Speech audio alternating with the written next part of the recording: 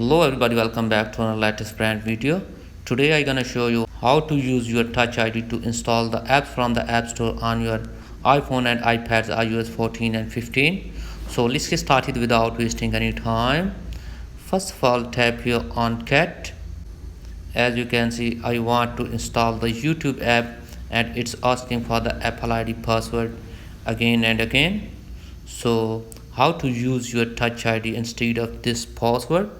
Just go back to your home screen and then open up settings app on your device here and then scroll it on and tap here on screen time and again scroll it on and tap here on content and privacy restrictions and then tap here on iTunes and App Store purchases, and from here click on always record and then go back and again open up settings app on your device here and then scroll it on and find and tap here on Touch ID and passcode.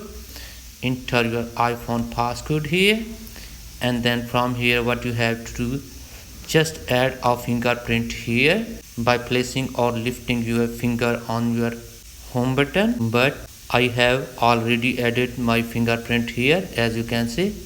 So after adding your fingerprint, what you have to do is just turn the toggle on for the iTunes and App Store here.